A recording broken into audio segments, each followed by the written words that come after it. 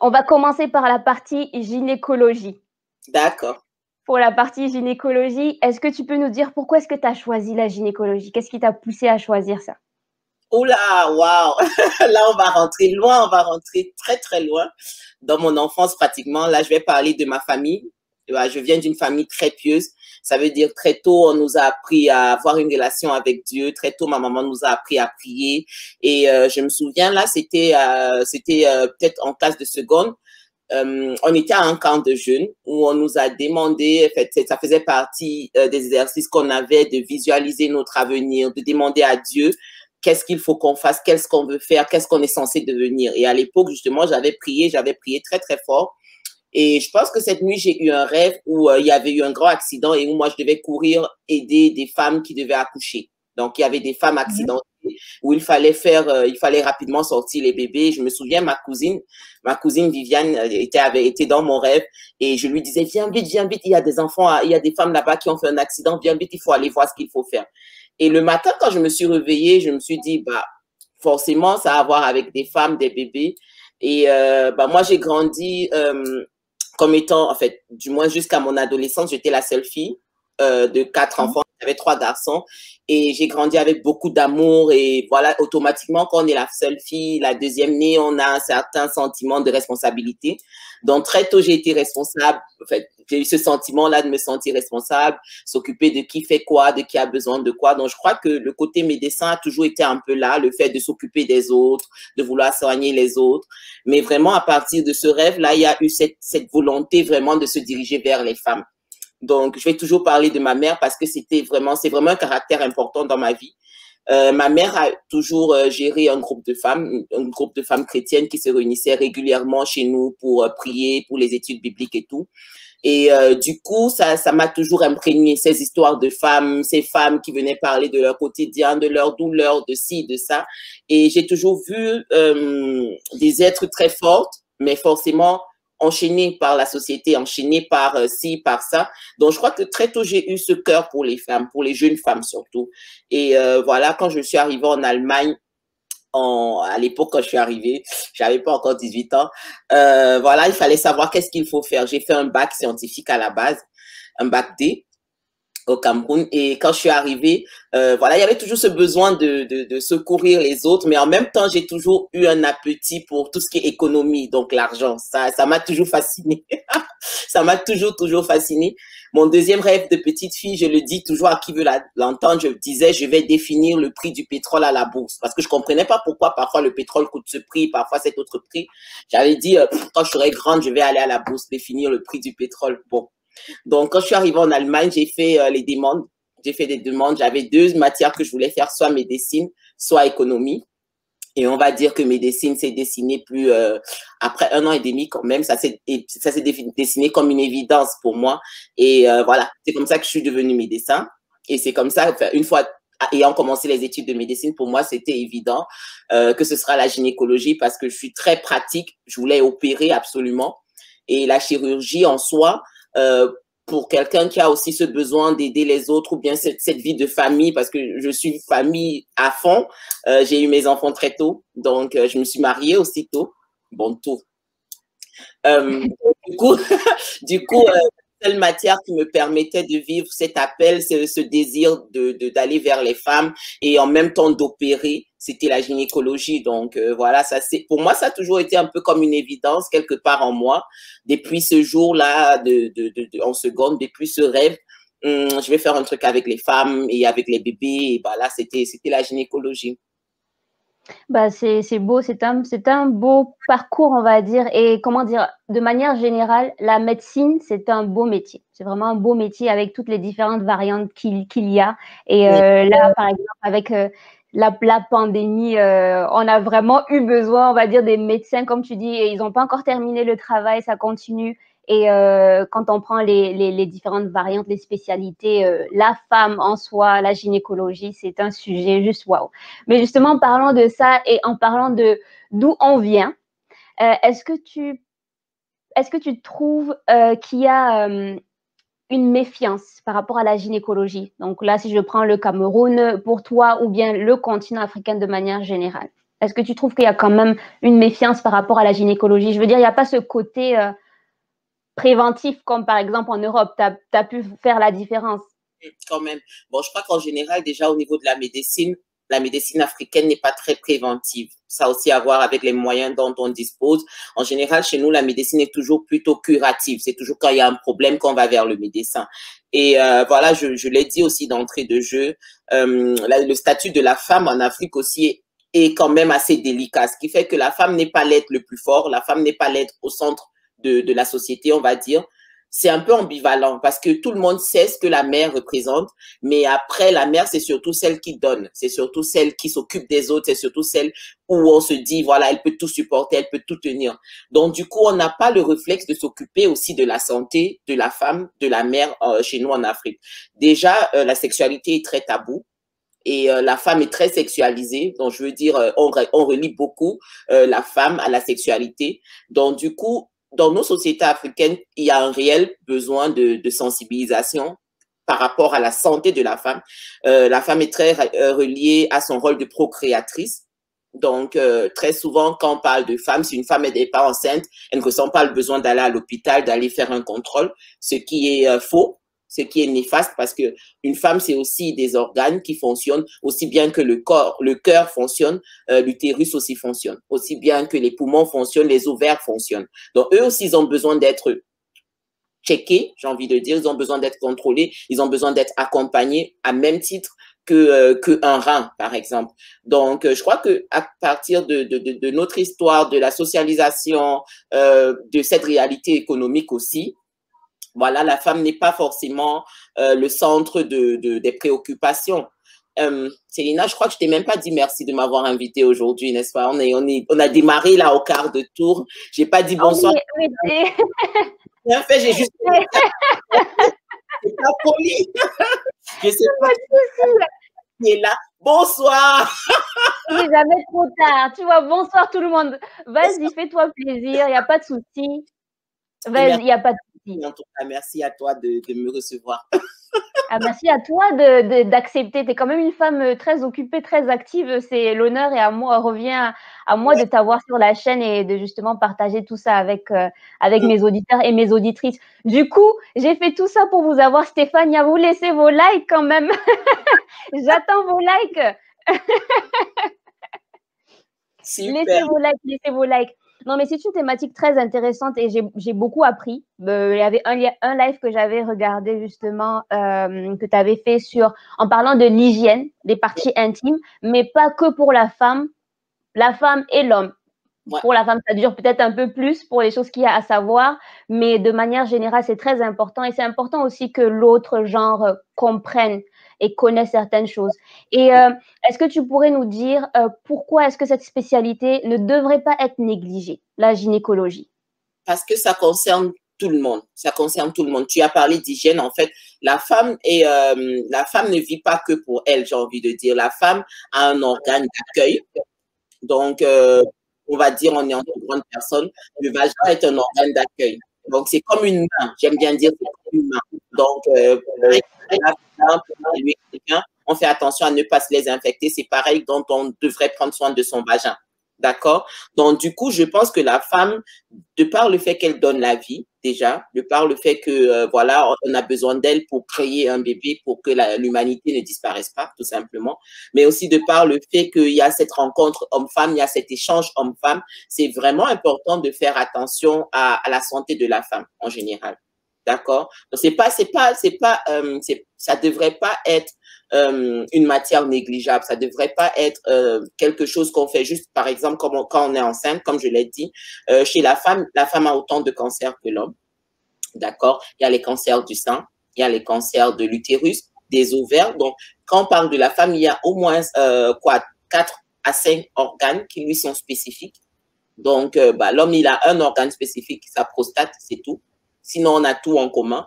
Mais chez la femme, il y a les seins qui sont spécifiques à la femme. Il y a l'utérus, il y a les ovaires, on en a 2. Il y a le vagin qui est aussi spécifique à la femme. Donc, du coup, tout ça peut développer des cancers, tout ça peut s'infecter, tout ça peut, voilà, avoir des inflammations. Donc, du coup, je pense que c'est pas négligeable, en fait. C'est pas, et quand on regarde la population mondiale, les femmes représentent une bonne partie de la population mondiale. Donc, en fait, c'est pas un aspect négligeable, absolument pas. C'est vrai que c'est pas un aspect négligeable et quand tu viens de mentionner, il y a tellement de choses qu'il faut savoir, surtout le côté préventif pour éviter énormément de complications après. Et malheureusement, je dirais qu'il y a plein de cas qui auraient pu être évités. Forcément. Ici, il faut qu'on aille un peu dans le détail de la chose. Le cancer du sein, par exemple. Il y a moi, j'ai fait mes études en allemand, donc du coup, je suis très mot à mot parce que j'ai pas le jargon en français, d'accord? Il y a le palpé ou le tâter du sein, j'ai envie de dire. À partir de 35, 40 ans, chaque femme devrait le faire. Chaque matin, on le recommande de se tâter le sein si elle ressent un nodule, d'accord? Si elle ressent quelque chose de pas normal, si c'est pas aussi souple que ça devrait être. Ça, c'est un acte, c'est un geste complètement anodin, mais qui permet de déjà détecter des choses avant, d'accord? De détecter dès que possible, parce que plus tôt on détecte, mieux ça se traite. C'est pareil que en Allemagne, c'est recommandé déjà à partir de 35 ans aussi d'aller régulièrement se faire un frottis, plus tôt même aussi, de faire un frottis. Un frottis, c'est quoi? C'est un prélèvement du col de l'utérus, parce que justement le col de l'utérus est très sujet au cancer. Le cancer du col de l'utérus. Il y a des études qui ont montré que ça se fait aussi sur une base virale. Donc, en Allemagne, par exemple, on recommande déjà à des filles à partir de 13 ans de se faire vacciner contre le virus HPV parce qu'on s'est rendu compte qu'il y a une corrélation entre ce virus et le cancer de l'utérus. D'accord? Donc, ça, c'est par exemple un acte tout simple qu'on commence très tôt chez la jeune fille parce qu'effectivement, la promiscuité, l'échange sexuel fait que la femme, elle est plus ouverte à rassembler toutes sortes de choses dans son vagin. Donc, du coup, le frottis, c'est important. Le frottis chaque année, une fois l'année, est important pour déceler aussi les premiers changements au niveau du col de l'utérus. On peut déceler très tôt les premières anomalies et du coup, on peut réagir très tôt parce que justement, dans le cas du col de l'utérus, il suffirait juste de sortir la zone infectée, en fait, la sortir complètement pour avoir déjà une rémission.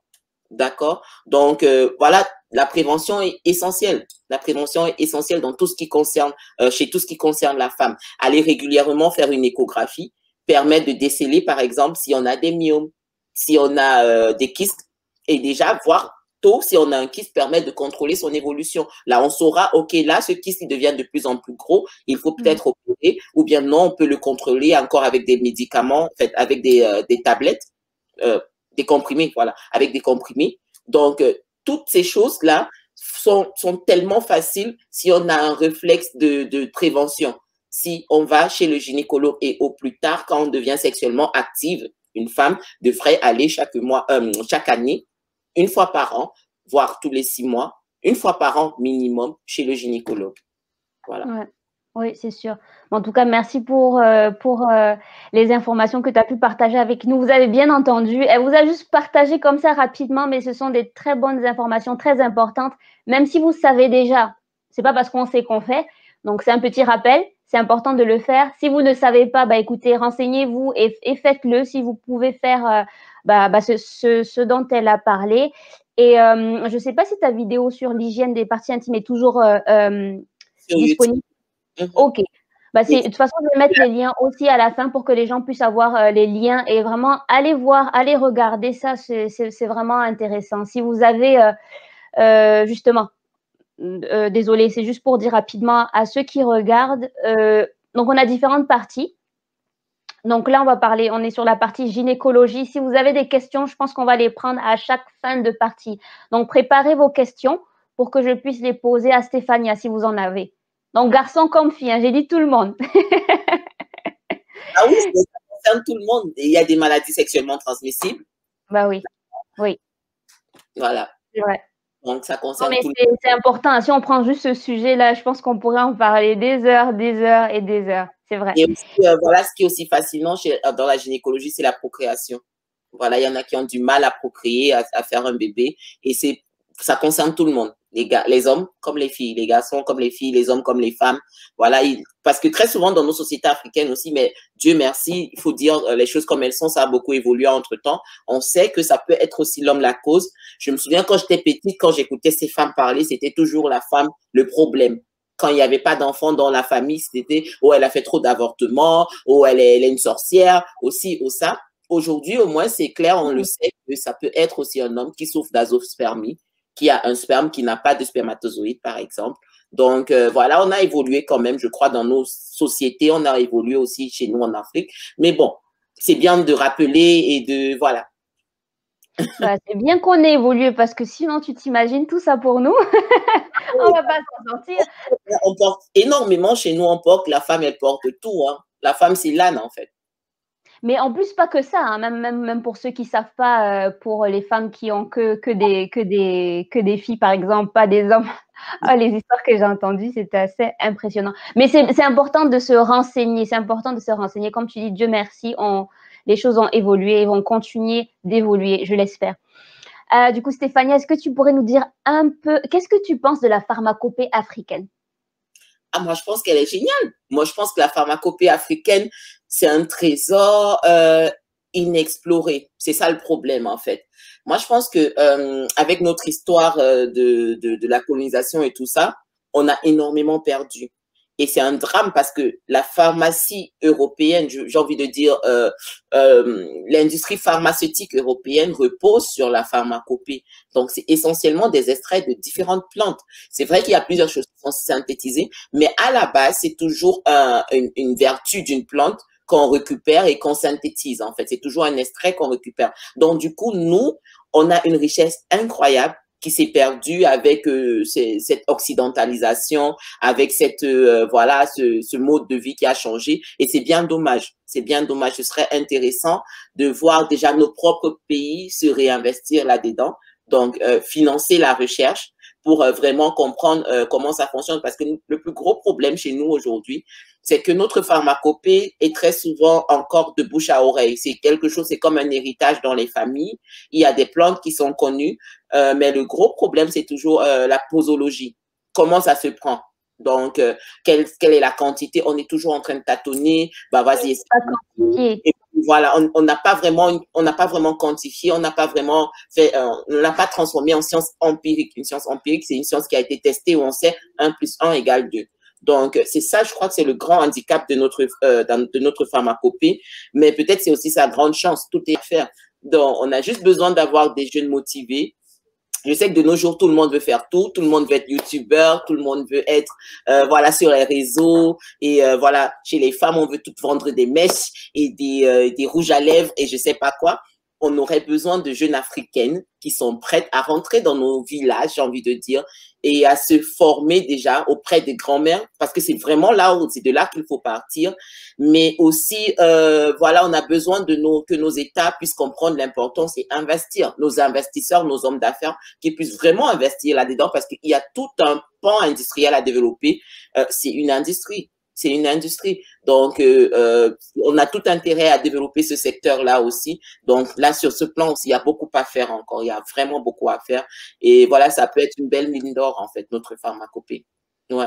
C'est exactement ça. En plus, comme tu dis, c'est vrai que c'est pas quantifié, pas seulement par rapport à la pharmacopée, même par rapport à la cuisine. Il y a énormément de choses. C'est vraiment fait au feeling. Et comme tu dis, c'est une niche. Donc, voilà, ce sont des choses que vous pouvez partager sur YouTube, sur des blogs, mais aussi pour les professionnels de manière, comme tu dis, scientifique et de façon empirique, quoi, vraiment pratique, que ce soit connu partout. Parce que je pense que les ressources, il y en a. C'est pas ce qui manque. Ouais, on a besoin que nos gouvernements le comprennent et puissent vraiment mettre des structures en place. On a besoin que nos industriels aussi puissent y pomper de l'argent pour que ça se développe. Ah, merci, Laurie. J'ai vu ça pour toi. À mon rouge, il est de Daisy Cosmétiques. Moi, je l'adore. Il est mat, il tient, il bouge pas. Et voilà, il est simplement trop beau. Merci. Ok. Ah ben, en parlant de Daisy Cosmétiques, coucou Manu. Coucou Manu, coucou Emmanuela. Qu'est-ce que j'allais dire? Du coup, il y a une question de Daisy. Daisy Ta. Alors, je vais afficher la question. Comme ça, on prend les questions. Oh, bonsoir, en tant que gynéco, quel est votre avis sur la nouvelle loi, la majorité sexuelle réduite à 13 ans, c'est-à-dire majeur peut avoir des rapports avec un... Oh, bon. Est-ce qu'on doit plus parler de viol? Oh, bon, ça, c'est très, très compliqué parce que, bon, les lois, les gens qui les votent, je ne sais pas sur quoi ils s'appuient pour les voter. Je ne sais pas qui sont les moteurs derrière les lois, parce qu'en général, les lois sont censées être le reflet de la société. Et ça, c'est une loi européenne. Donc, je suppose que c'est le reflet de la société européenne ou bien de ce qu'ils essaient d'instaurer. Voilà. Mais pour nous, scientifiquement, pour moi, de manière biologique, 13 ans, c'est l'éveil. C'est l'éveil, c'est quand le corps, c'est quand les organes, les organes sexuels commencent à s'activer. Donc, c'est incroyable, c'est impossible que l'éveil soit directement le départ. Je vais faire un exemple. C'est comme quand, je dirais que ce serait comme quand tu vas t'inscrire dans une auto-école pour apprendre à conduire. On peut pas te permettre de prendre la route de manière responsable le jour où tu vas t'inscrire. Il faudrait que tu fasses un cours. Il faudrait que tu t'exerces. Il faudrait que tu comprennes comment la voiture fonctionne. Donc, au départ, quand tu vas faire un cours d'auto-école, on ne te permet même pas d'entrer dans la voiture. On te donne d'abord un cours théorique. D'accord? Tu as un cours théorique pour comprendre. Et je pense qu'à 13 ans, une petite fille ou un petit garçon se rend compte de son corps, se rend compte de son existence, même en général, parce que jusque-là, il était enfant, il n'était pas éveillé. OK?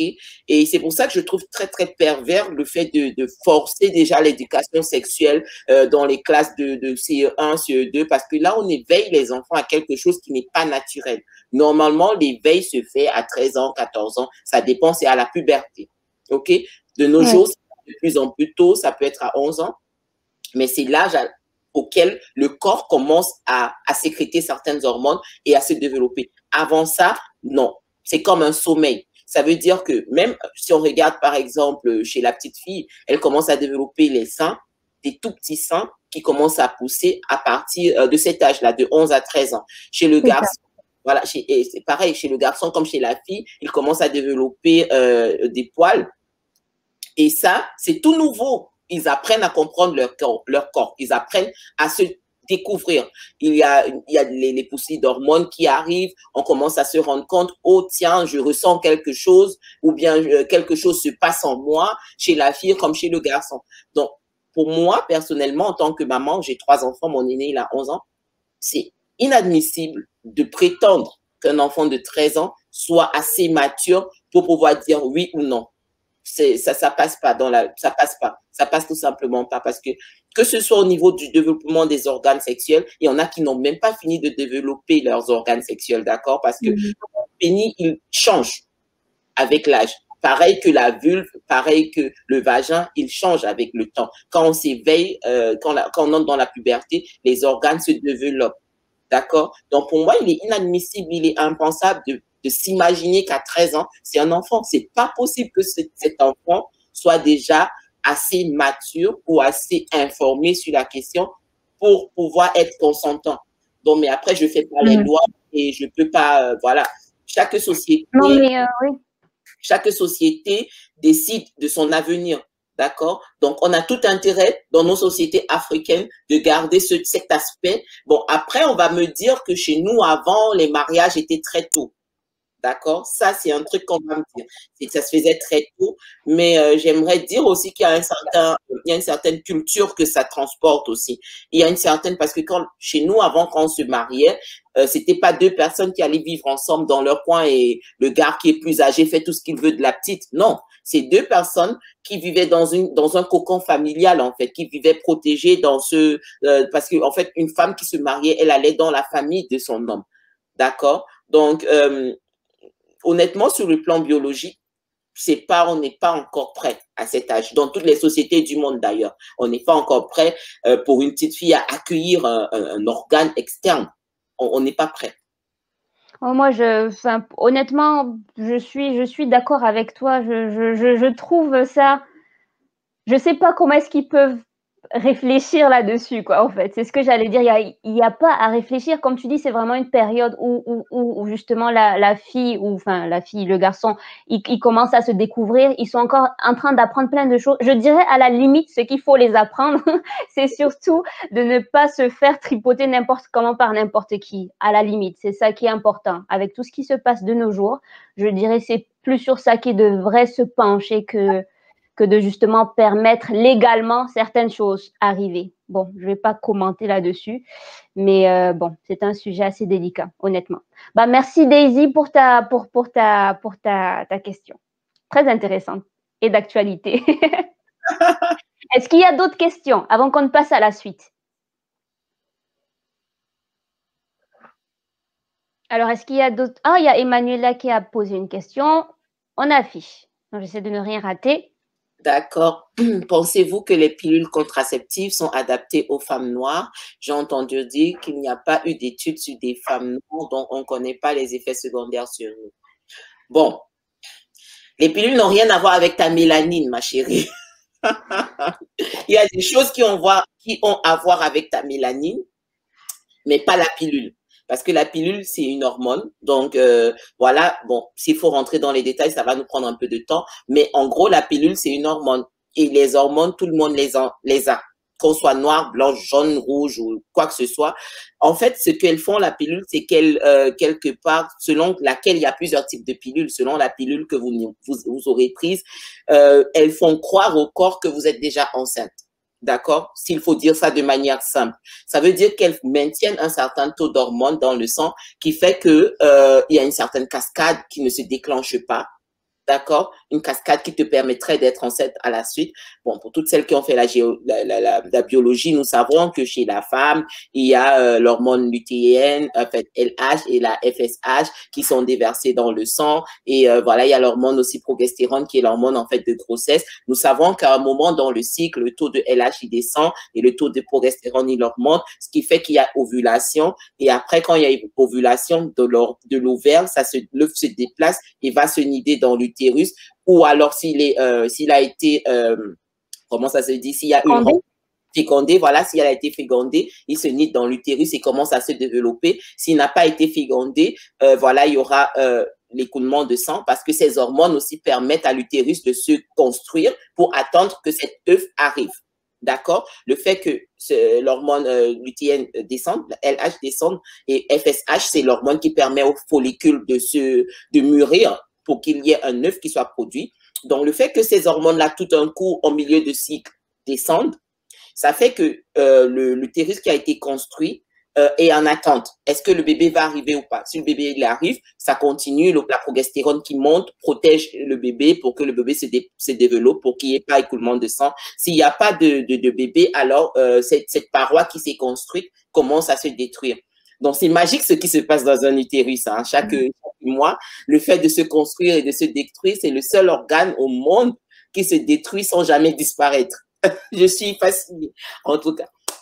Donc, ça n'a rien à voir avec ta couleur de peau, ta pilule que tu vas prendre. Absolument rien à voir. D'accord? Après, il y a des effets secondaires que la pilule cause. Il y a des femmes qui disent que, voilà, elles ont des poussées d'acné à partir de leur pilule. Elles ont, ou bien il y a un taux de thrombose, en fait, thrombose qui est plus élevé. On est plus sujette aux thromboses quand on prend la pilule.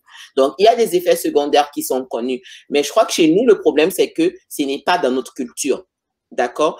La femme noire, ou bien en général, la femme africaine a été éduquée du fait, OK, ton rôle, c'est de procréer. OK? Tu es béni quand tu fais des enfants.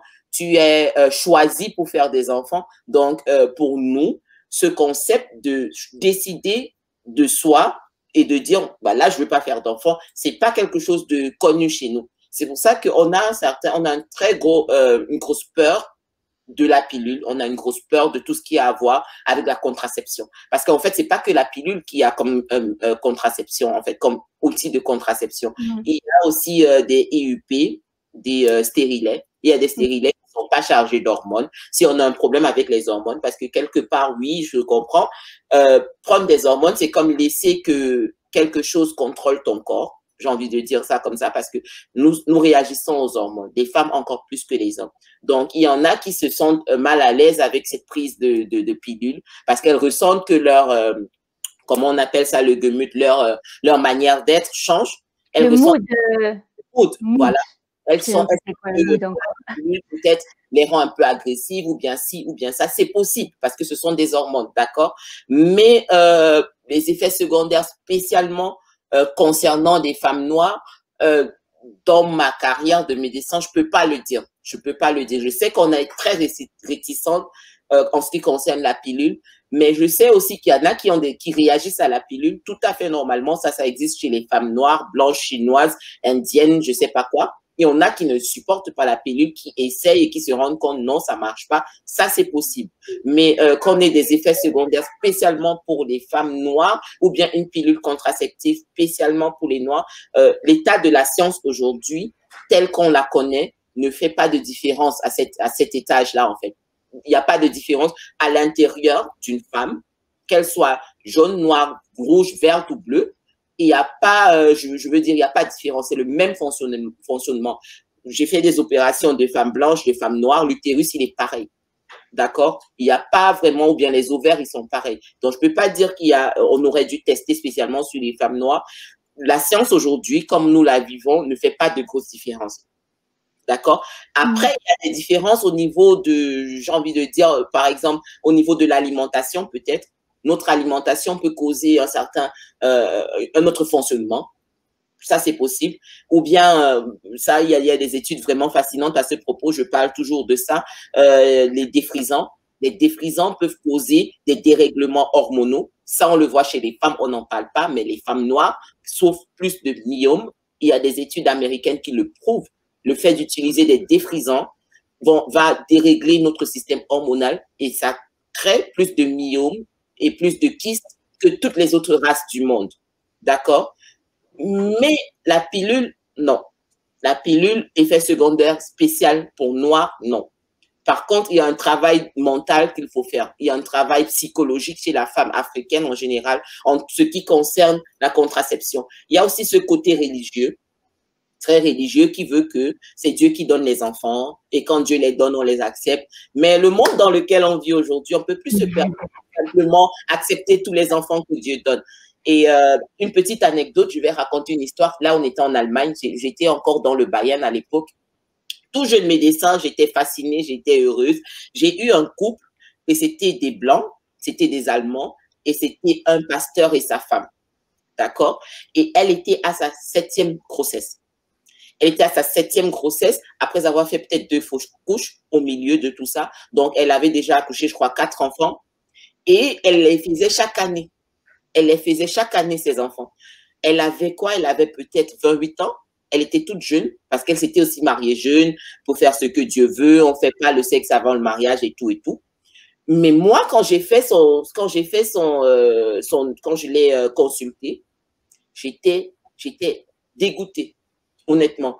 Parce que l'état de son vagin, on n'arrivait pas à tenir, on n'arrivait pas à ouvrir. Le fait d'avoir subi tellement d'accouchements en si peu de temps, tout tombait, mais vraiment tombait. D'accord? Et là, elle était à une grossesse avec, elle avait un saignement et c'était pas sûr que l'enfant allait rester ou pas.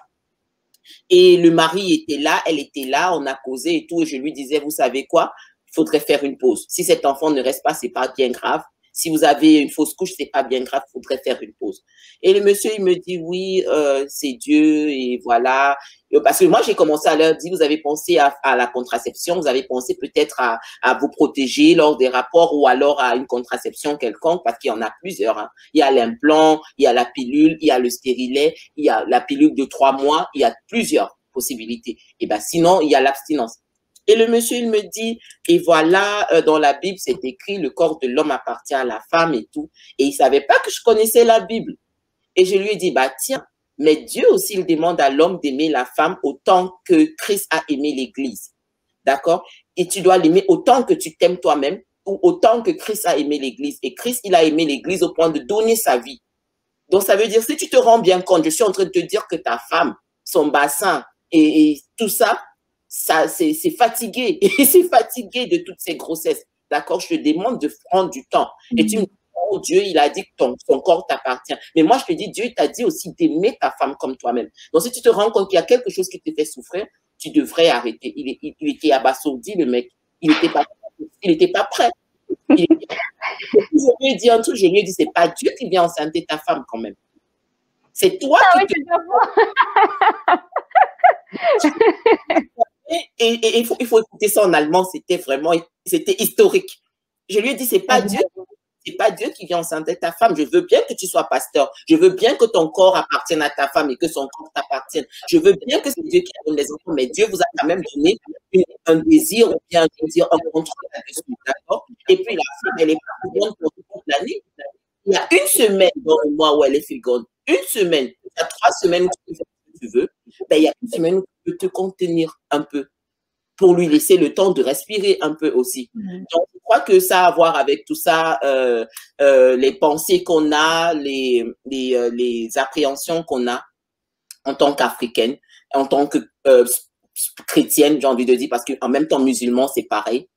Chrétien ou je sais pas, on se dit c'est Dieu qui donne les enfants, mais non, on a quand même le droit de choisir un peu. On a le droit de contrôler. On a même le devoir, en fait. On doit ça à notre corps, de permettre au corps de se reposer, de se restaurer avant les prochaines grossesses. D'accord?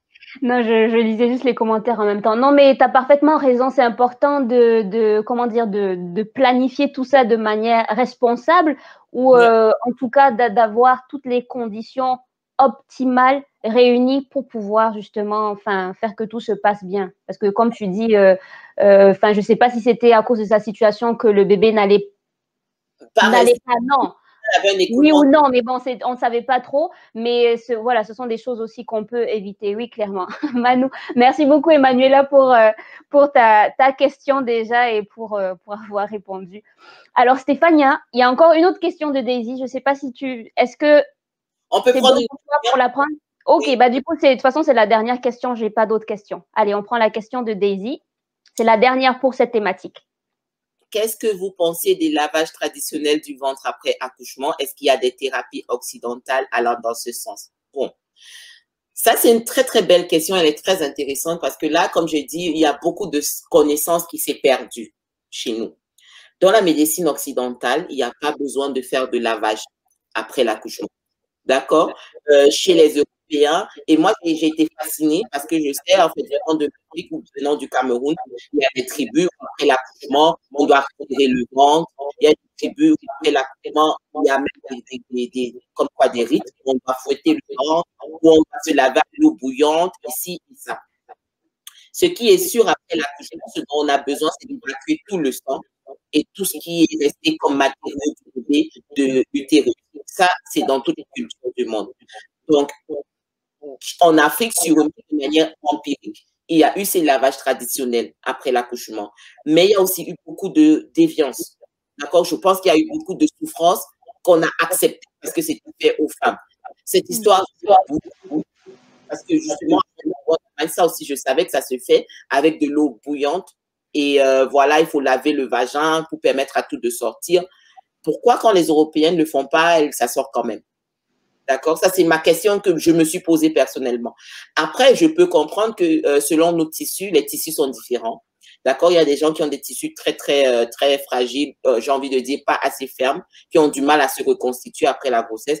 Je vois ça aussi chez plusieurs femmes africaines qui ont du mal à reconstituer leur utérus après la grossesse.